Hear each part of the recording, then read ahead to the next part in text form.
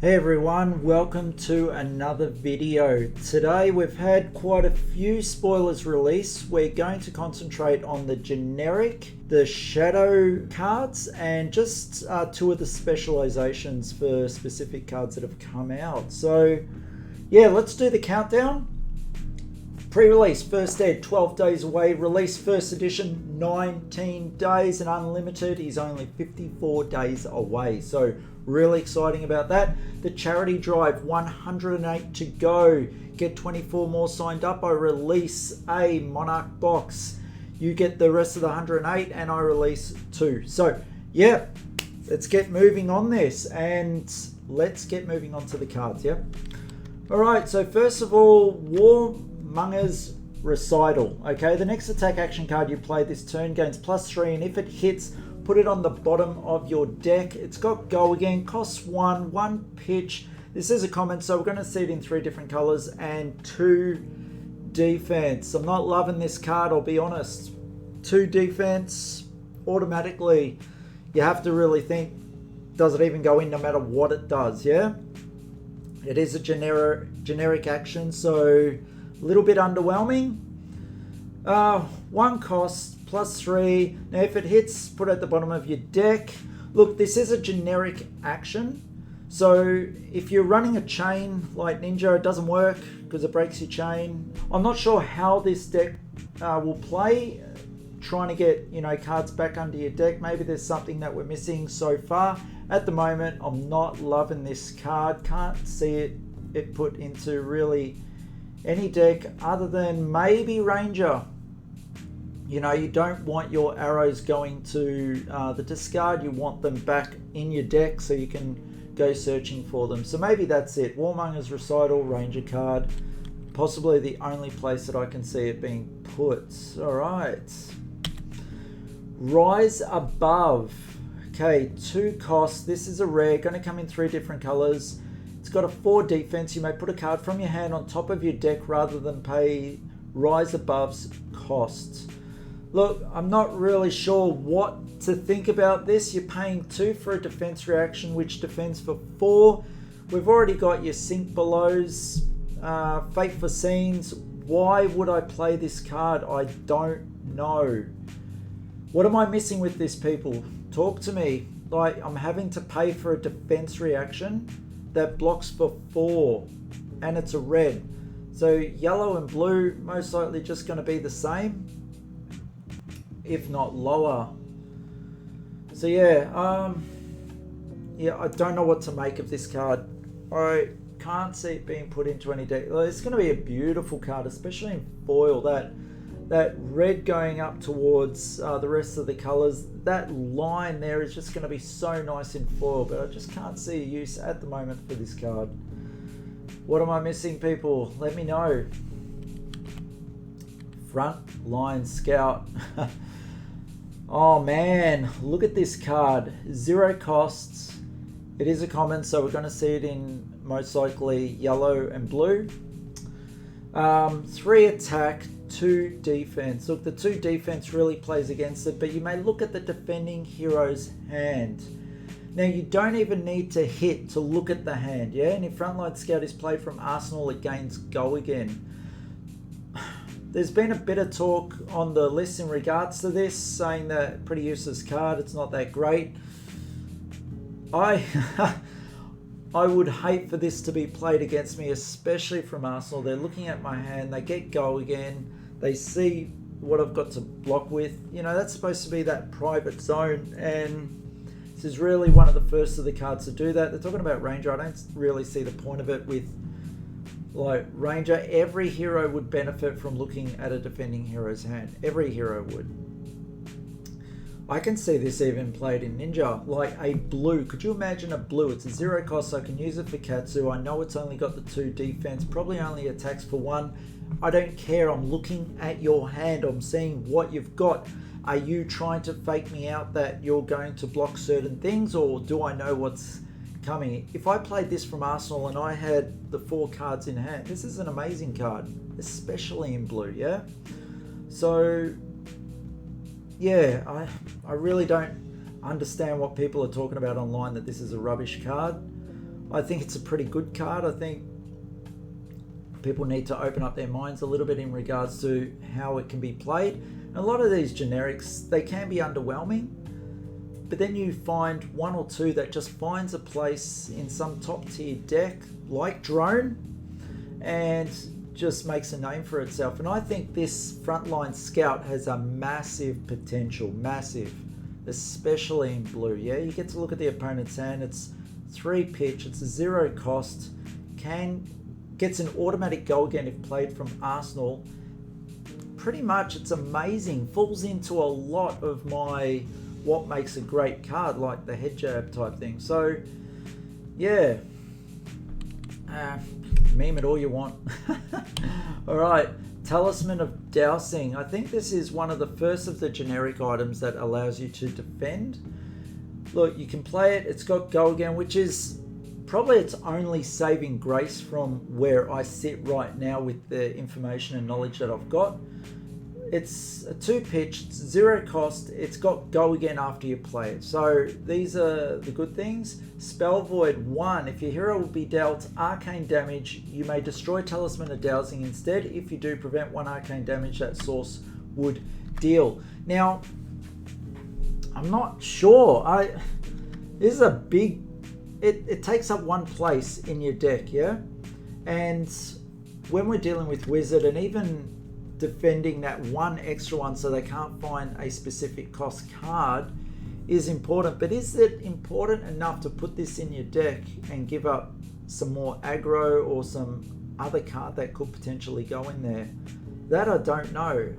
The 2 pitch is nice, and as is a 0 cost, and the go again is really good, especially for a piece of equipment that you put on and you can keep going. Undecided on this yet. First time I looked at it, I was like, nah, useless. The go again really gives it its usability. So yeah, and this is going to be an amazing card to look at when we see it in person, especially in foil. If you see this in foil, just grab them. Yeah, it's going to be, it looks amazing. Yeah, all right. Howl from Beyond, the first of our shadow action cards that we're going to look at. You may play Howl from Beyond from your banished zone. The next attack action card you play this turn gains +3. Go again, Blood Debt. Okay, so the good thing about Howl from Beyond is that it can be played from the banished zone. So you don't need to use any cards in hand other than to pay the cost. And if you've gone a potion, then that's going to be a pretty good looking turn. That +3, helpful. It is a 2 defense. Look, this is in a rare slot, so they're actually looking at this card being quite usable and part of a deck. So yeah, I'm yet to see how the shadow decks actually run and how good this card will actually be. So undetermined by me, just being honest in that regard. I really got to sit down and start looking at all the cards that we have now and start seeing some deck tech with that. But overall, anything that comes from the banished zone and doesn't afford a card from your hand is going to be a good thing, especially to really put the opponent under pressure. Yeah. All right, next one, Carrion Husk, a very interesting card and a card that has opened up a possibility for getting equipment back after it is used. So if you defend with Carrion Husk, banish it when the combat chain closes. So we're banishing cards. It's a shadow equipment, and we know that with the shadow cards, it's about getting stuff out of the banished zone. So is this a possibility that Carrion Husk, a shadow equipment for the chests, can be pulled out of the banished zone and re-equipped onto your hero? That I don't know yet, yeah? If that's the case, this is pretty scary. Look, at the start of your turn, if you have lost 13 or less, banish Carrion Husk. If you have 13 or less life, and Blood Debt. At the beginning of your end phase, if Carrion Husk is in your banished zone, lose a life. So you don't want it in your banished zone for too long. You do want to be bringing it out. Can you rearm your equipment? Because you don't play equipment per se as part of your turn. So it's going to be quite interesting if this is the case, which I don't know. It defends for 6. It puts most attacks to shame. So if you're able to reuse this piece of equipment. Oh wow, opens up the game for so many different like defensive decks. Great. So we'll just have to see where this goes. Yeah, very interesting. Doomsday. Now we've covered Doomsday, but we're looking at Blasphemer, the Soul Harvester token. So let's re-look at Doomsday again. So it's a Levia specialization. You play only if you have 6 or more cards with Blood Debt in your banished zone, which we know is not as hard to do as initially looked when we first saw this card, especially when you've got cards that throw 6 cards into the banished zone. And she doesn't suffer the Blood Debt negative trait if she's done certain action throughout the turn. So create a Blasphemer, the Soul Harvester token.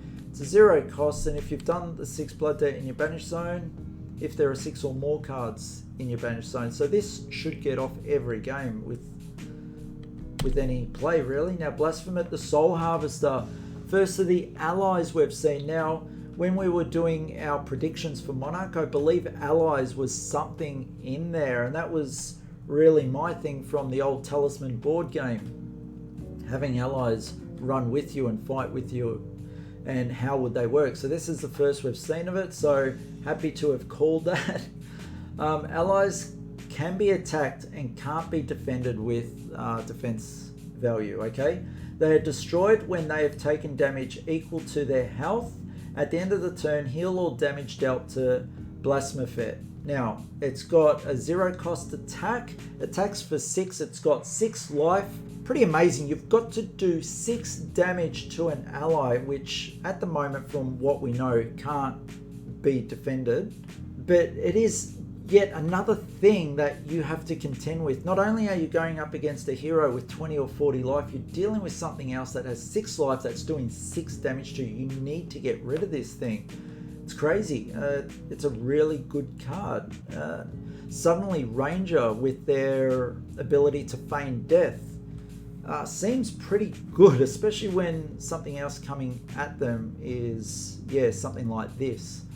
So we'll just have to see. Wow, great.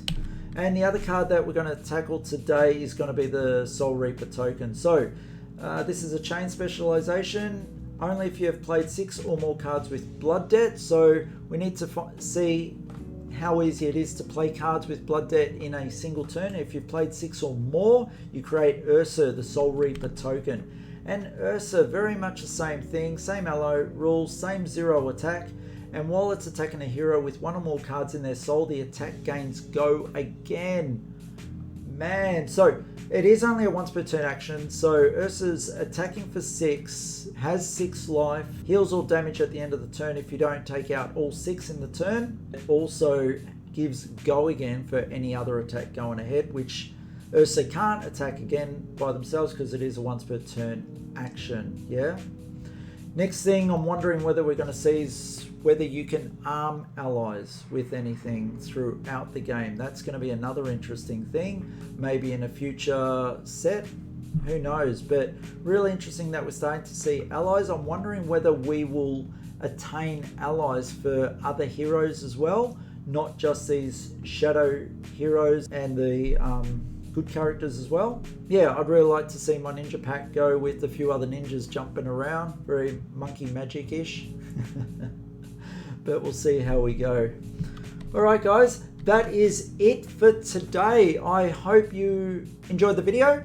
If you did, give us a thumbs up, follow the channel. If I missed anything, please comment below in regards to anything in regards to this video. I do get back to everything. I usually set out a night where I sit down, I go through all the responses and talk to people, because I know if you've spent the time to actually comment on my video, the least I can do is recognize that and get back to you, because you know you guys are what make this channel, and what you want is what I'm producing. So I love it, and I love the feedback. I even love when I've missed something and I learned something. Yeah, thank you very much for today, and we'll see you on the next video. See you all.